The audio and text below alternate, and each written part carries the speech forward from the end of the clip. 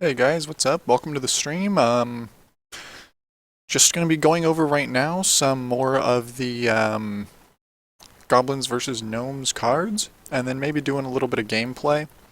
Um, I am using a slightly different site from what I usually use, which is just the Facebook discussion feed, and I'm using this site here right now because even though I cannot actually zoom in on cards, it just redirects you to other places. Unlike with Facebook, there are a few extra cards that it displays which I haven't gone over yet and which aren't visible on the Facebook page, so I will be using this site for this card review. So let's jump right into the card review. First up, we're going to be going over Antique Healbot, a 5-mana 3/3 mech with a battle cry of Restore 8 health to your hero. He is neutral. Uh, mm, Again, his stats are really bad for his mana cost, and while his battle cry does give you a lot of health, unless you plan to be running him in a deck whose sole purpose is just to outlast your opponent, meaning you can take as much damage as you want because you're running cards like Illuminator with secrets that'll never be triggered, like, I don't know, maybe Spellbender or something like that, or running it with Avenge and only playing 1 minion at a time as a paladin, and then just running weapons for removal. I could see an Outlast style deck like that, but just as a regular card, unless you plan to run an Outlast deck specifically, which is just all heals all the time, Antique Healbot will not be great. And honestly, an all heals all the time deck isn't that great of a concept in and of itself, because Paladin already has a lot of different heal cards like Guardian of Kings and Holy Light and Lay on Hands. Guardian of Kings is good because it's a 5/6 in addition to healing. So it's a minion to back up that heal. Holy Light isn't ran because just all heals all the time is not that great of an idea, and Lay on Hands is run because it draws you 3 cards. That's just good value. So the bonus 8 health there is just kind of a bonus, basically. So I don't know. Unless you try to run an Outlast Paladin that runs secrets that'll never be triggered, so you can also get value off Illuminator, I don't think Antique Healbot's going to be good. But,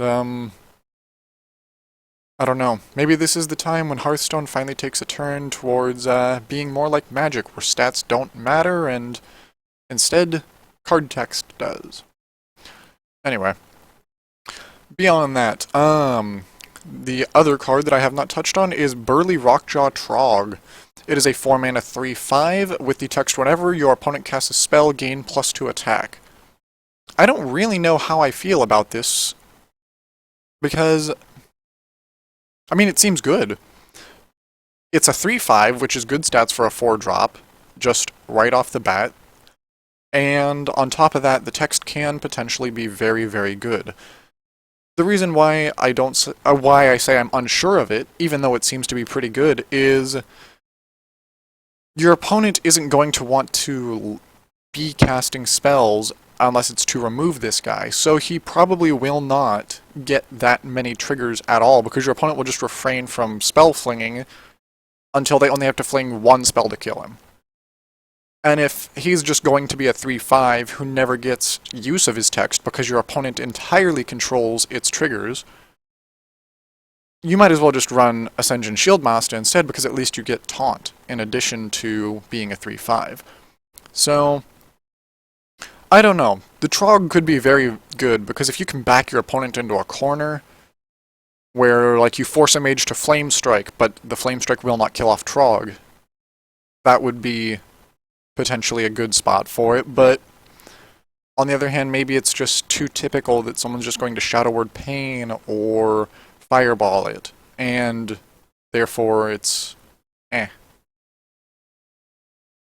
I don't know. There's not that many spells on top of that that really do 5 or more damage. There's Holy Fire, Fireball, and I'm sure there are others I am forgetting, but most just flat damage spells will not kill this guy. Instead, you're going to have to be you're going to have to be using hard removal, like Siphon Soul and Hex, Polymorph. Well, I guess not Polymorph because mages have Fireball anyway, but this Trog is just interesting.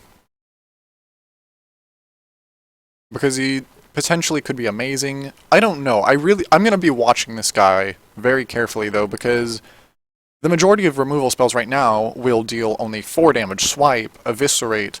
Why do I go brain dead whenever I talk about cards? Shadow Bolt, Soulfire. I guess Kill Command would work against this guy. Most board clear will not kill this guy off. Alkadai Circle will not do the trick. Flame Strike won't do it. And no one else has board removal that's stronger than that. I guess there's Twisting Nether, but eh. So, I don't know. This Trog has a lot of potential, and I am really interested to see where he goes. Because I could definitely see an aggro-style deck. Obviously not a mech deck, because he just doesn't fit into that archetype, but an aggro-style deck, like Zoo, that just runs this guy because he's so hard to get off the board unless you want to use a removal spell. And he just outlasts everything else. And if your opponent tries to wipe the rest of your board, well, he's just going to get stronger. So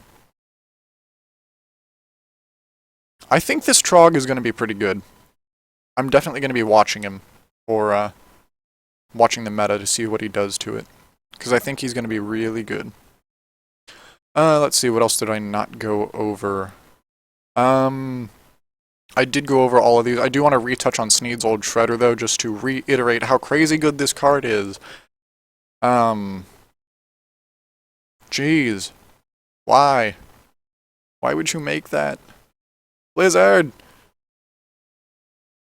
Okay, anyway.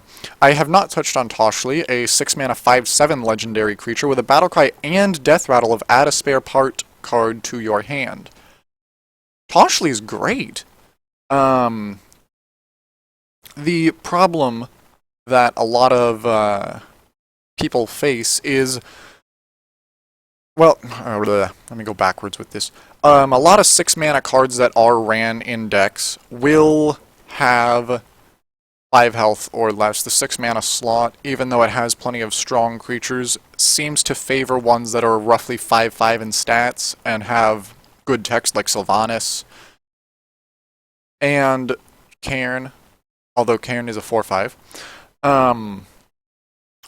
But Toshli can remove all of these kind of cards, and on top of that, even when you look at the new cards like Piloted Sky Golem, Toshli can take that out and he will not die. So, he's got good stats for his cost, and in addition, adding a spare part card to your hand, let's say you get a Time Rewinder, you basically just get to resummon Toshli, which is a heal for... It's a heal that Toshli gives himself. And on top of that, if you don't get Time Rewinder, well, you've got plenty of other fun stuff to be using. You want to kill off a Cairn? Great. Smack him with Toshli. And if off the Battlecry you got Armor Plating, buff up Toshli's health so he's harder to kill. Emergency Coolant, go freeze Bane. So he can't use him to kill off Toshli, or freeze a different minion that your opponent has so that they can't use that minion to kill Toshli instead of using Bane. Finicky Cloakfield, okay. Give Toshli Stealth Guarantee, kills off Bane. Reversing Switch, I guess that one's a bit of a dead card, but I mean, say you play Toshli and you get Reversing Switch off of his Battlecry, you've now got an answer to any dragon your opponent plays, and that's valuable. Rusty Horn, yeah. My point is, Toshli's a really good card because not only does he have good stats for his mana cost, but he will also do something when he comes into play, and something when he leaves play. And those somethings could potentially be just ludicrous. At the very least, they're good, and at best, they're ludicrous. So, Toshli's great. Let's Let's see. Is there anything else I didn't hit here? No. Touched on all of these, I think. Yeah. Yeah. Okay. Next we have the Druid cards. I did already touch on Anodized Robocub, which is a Druid card. I realized in my last video I said Paladin. I'm not sure why I said Paladin. Just a bit of a brain fart. But Anodized Robocub is a Druid class card. Say hello to the mini Ancient of War. I don't know. Yeah, Anodized Robocub is just a decent 2-drop. Next up is Mech Bear Cat, which is another Druid class specific card. Surprise, surprise. It is a 6-mana 7/6 mech with the text whenever this minion takes damage, add a spare part card to your hand. At the very least, this is amazing stats, which Druid is known for, but honestly, in the 6-mana slot, there aren't many minions with amazing stats. Sure, there's Cairn, because technically he counts as an 8/10 since he has 2 forms, but still, that's a legendary card, and other than that, there's nothing. You got one minion that's pretty good in Druid in the 6-mana slot. This thing fixes that, so yeah, I think the Mech Bear Cat's pretty cool, and with 6 health, all the removal that did work on Burly Rockjaw Trog, which I mentioned earlier, will not work on the cat. Yeah, just by having 6 health, he already can survive trading with most other 6-mana cost minions anyway, so you're pretty much guaranteed at least one spare part, which again could be something like Time Rewinder, and boom, your Mech Bear Cat has the potential to allow you to fully heal it. Yes, it costs 7 mana, but still. The potential is there to just go crazy with this kind of a thing. So, is this card OP? I wouldn't go that far. But is it good? Yes, it is good. Next up we have both of these Hunter class cards, which were not there before, and yes, if they combo it would be pretty crazy. First up, and this is... Okay, I'm just going to swap over to the Facebook one for this card. Call Pet, a 2-mana Hunter spell with the text draw a card. If it's a beast, it costs 4 less. So at the very least, this is a cantrip, and what that means is it's just a cheap spell that draws you a card. And that's decent in any deck. But since Hunter's already known for running beast-heavy decks because they synergize well with Kill Command and things like that, this card will, more often than not, give you all of the mana you spent on it back, and even then it might give you twice as much mana back. Say you get a high main off of it, or the next Druid class card, which is Godzilla. Godzilla. Yeah, Blizzard, you're funny. Still, that refunds all of the mana cost of the beast. And that's a really good card. So, Call Pet, that's going to be in Hunter decks. It's just... This has to become a staple because the value that you could get out of this card is crazy good.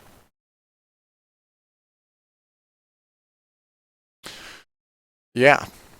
On top of that, as I mentioned, the potential for a turn 3 high main, even a turn 2 high main if you coin Call Pet, top deck a high main because you're the luckiest guy in Hearthstone to date, and then you drop a high main turn 2, holy crap, your opponent just gives up there.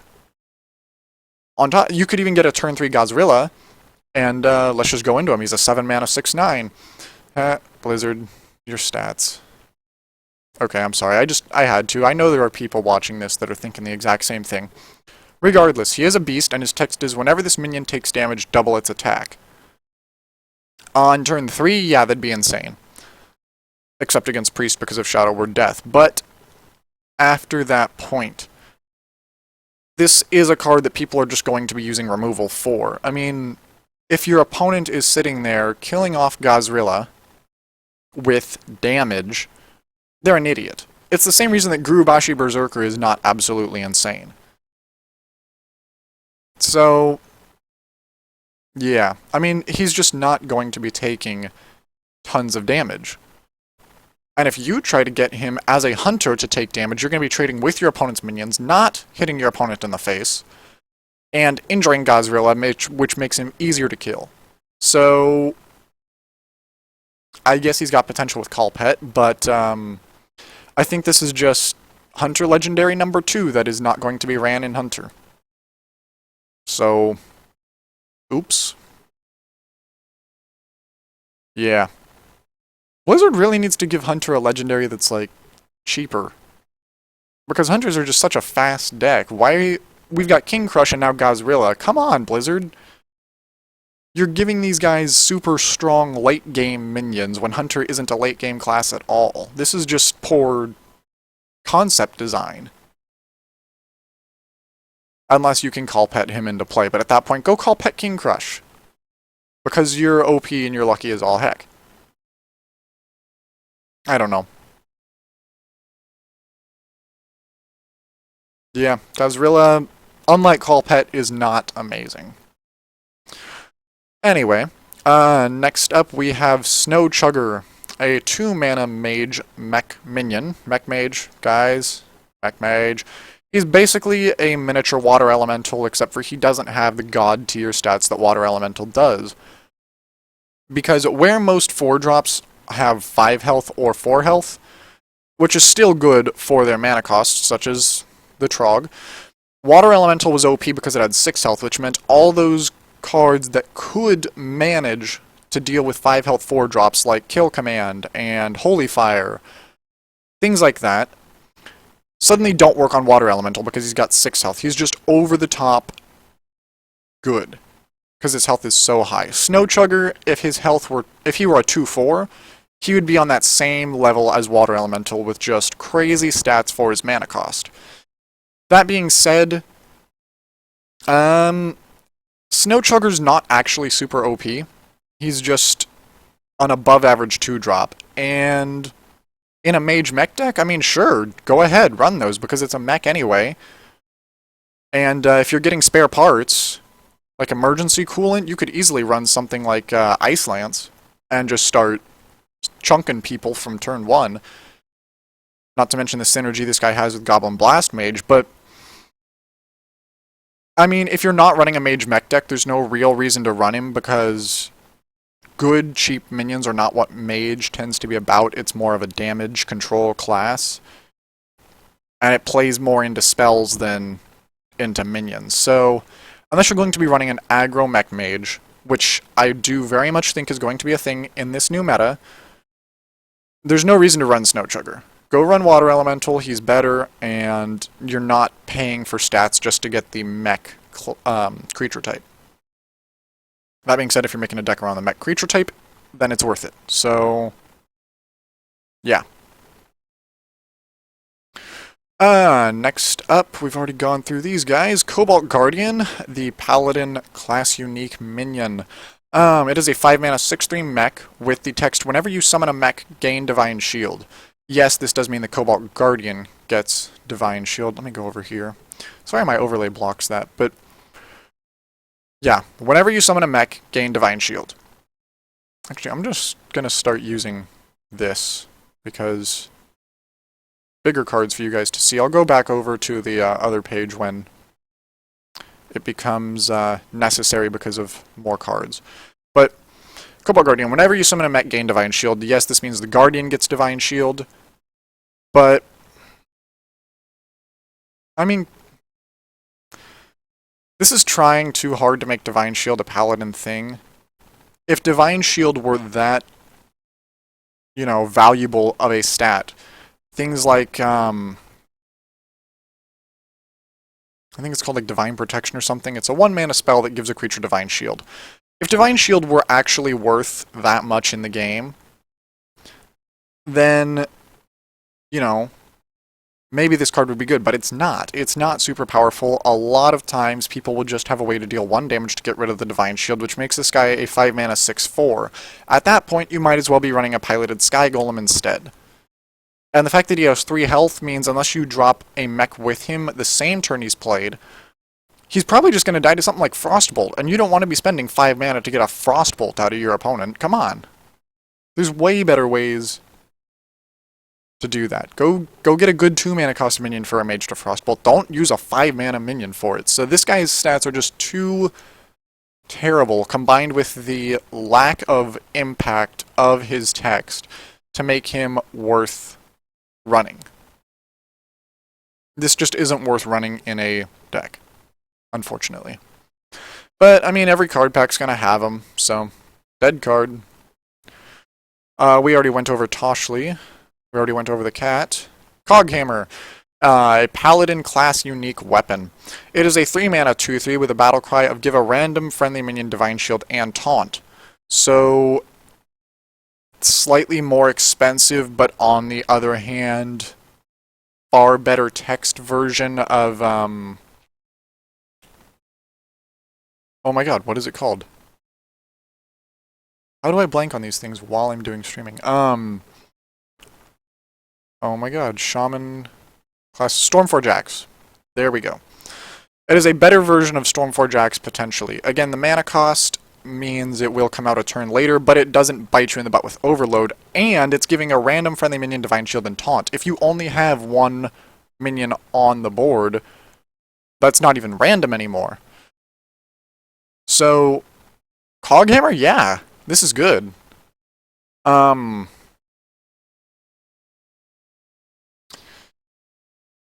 The question is, because it is turn 3, is it going to be ran? Because that turn 3 is very significant. The reason why Stormforge Axe is so good is that on turn 2, the majority of minions that are played will be 3/2s. That means a Stormforge Axe can kill them. But by turn 3, if you plan to be removing that 3/2 with Coghammer, that means it's already hit you once, and you're going to have to hit it in order to remove it. And you're not playing a minion, so whatever your opponent's 3-mana minion is, that's going to get to hit you too before you play anything. So, I don't know. In order to optimize Coghammer, you've really got to hit a 2-drop minion or play it later in the game, at which point its stats are not helpful whatsoever, because late game you don't want to be using your face to hit for only 2. So, I don't know how Coghammer is going to work. Potentially good. Also potentially horrible. So, I don't know. What's Coghammer going to do to the meta? Don't know. We already went over Callpet and Gazrilla.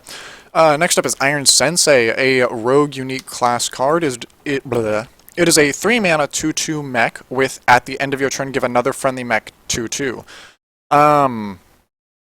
Since the text reads at the end of your turn and not at the start of your turn, this means the card will have an impact the turn that it comes into play, assuming you played a 2-drop mech. And, since the Goblin Auto Barber is a card for rogues, and rogues could easily run other 2-mana mechs, such as... Where'd you go? I know you're in here. Not the Annoyotron. Do not run it with the Annoyotron. Oh my god. Okay, that sounded more white than I meant for it to. Micro Machine. If you run that and combo it with Micro Machine or the Goblin Auto Barber, you're going to be getting a 5/4 by the time it's your turn. And just even instantly... Well, blah. Why am I so bad at wording things sometimes? With both the Micro Mechano and with the Goblin Auto Barber, on the turn you play the Iron Sensei, you will have a 5/4 when the turn rolls over to your opponent. Since this isn't his battle cry, that means you're not going to be able to swing for 5 the turn you play him. But, on the other hand, since it's not a battle cry, that means it's going to happen every turn. And if you can stealth this guy with a spare part generated by some 2-mana cost minion... Do they even have spare parts off of 2-mana cost mechs? Let's see. Spare part... Okay, the Cogwork Golem does. So sure. If you can get a Stealth Field, or Finicky Cloak Field, my apologies, and put that on the Iron Sensei, you're going to be getting at least a bonus 4/4 out of him. So, as long as you play another mech before you play the Iron Sensei, he's at the very least a 4/4 for stat value. And he could be far better. So, good card, yes. Very good. And if Blizzard is trying to make Mecha Rogue a thing, they're doing a really good job of it, because so far, both of Rogue's class cards are extremely good mech minions. The problem with Aggro Rogue is that it doesn't have the greatest draw engine. So, I don't know. Will that actually be a viable deck strategy? That I'm not so sure of. But in terms of minion value, this guy is at the very least a 4/4, and the Goblin Auto Barber is similarly good. So, there's going to be a lot of high value from Mecha Rogue. If they can just get a decent draw engine, it's going to be as powerful of a deck as the incoming aggro Mecha Mage will be. So, Iron Sensei, I think he's a good card. Is he OP? Not really. I mean, his own stats are not that great, and unless you stealth him, it's pretty easy to just trade a minion into him. But, still, he's going to get value, so... yeah. Good card, good card. We already went over the Snow Chugger, and now we're out of new cards here. But that's why I pulled up this page. The other cards, which were not being displayed, there's the Whirling Zap-O-Matic, a Shaman class card. Just a 2-mana 3/2 mech with Wind Fury. Basically a better version of the Dust Devil, because it doesn't bite you with Overload, and your opponent needs to answer it, or they're going to be taking 6 per turn to the face. So, the Whirling Zap-O-Matic is definitely a scary card, especially with things like Rockbite or Weapon. The potential for a turn 3, 12 damage swing is stupid crazy. I mean, even just running him with a Flame Tongue Totem, turn 3, 10 damage, output by one guy. Actually, you can make it even higher than that, because you can play a Flame Tongue Totem and a Rockbiter in the same turn. So this guy on turn 3 could potentially shoot off 16 damage. Is that likely? No. But the potential for that is absolutely ludicrous. To chunk more than half of your opponent's health by turn 3, Aggro Shaman may be a thing. Like, this is a crazy good card. It's not hard to answer necessarily, but still, not answering it at any point means it's going to get way more than a 2-mana cost minion should in value. Otherwise, there's also the Ogre Warmaul, a 3-mana 4/2 weapon for warriors with a 50% chance to attack the wrong enemy. Okay, let me... there you go. Now you guys can kind of see it. One sec. There we go. Yeah, sorry about the overlay. But, still, good stats for a weapon, even if it costed... Wow, my grammar. Even if it cost 4 mana, that's kind of the benchmark for 4-mana weapons.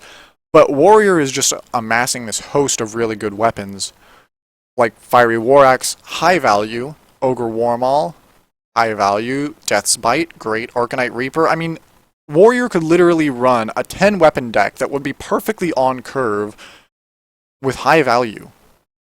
So, sure, this thing is offset a little bit in its stats by the fact that there's a 50% chance to attack the wrong enemy, but the funniest thing about it is that because of its text, you could potentially have an opponent who throws up a taunt minion while they have 4 or less health in a desperate attempt to survive. You equip the Ogre Warmaul and swing at the taunt minion because you have to, and it gets misdirected into the enemy's face. Because this thing will attack only enemies, it will not hit allies. So, its stats more than make up for the text of, oops, I hit the wrong thing.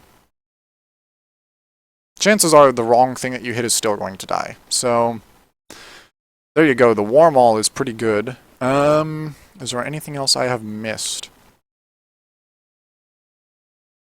I guess I could edit my statement on Velen's Chosen and say I'm less and less liking it just because I don't see room in priest decks for it. I just don't. I mean, it's got potential, but there's nothing that you can remove when priest is so controlly. It's not a buff up its minions and go swinging kind of a thing. That's not how the class works. If this drew a card, well, then it'd, 1, be ridiculous, but 2, it would be ran. But, it doesn't draw a card, and so the stat boost, while good, I'll just play a different minion instead, thanks, because 2/4 for a 3-drop, which is how you have to look at it, something like this, is not the best and constructed. On the +1 spell damage, priests aren't a spell... Wow, sorry. Priests aren't a spell-flinging deck, so... Or, not decks. Priests aren't a spell-flinging class, so... Yeah, Velen's Chosen, probably not going to be ran.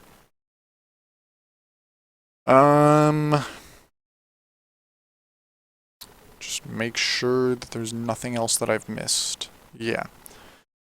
For now, that's everything that they've released.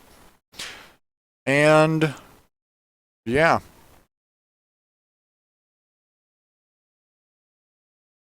So, thank you guys for watching part 2 of the Goblins vs. Gnomes card review, and hope you enjoyed. I will do a part 3 once they've released all of the rest of the cards, and, my god, aggro, mech mage will be a thing. I want to see it so badly. Anyway, thank you guys for watching.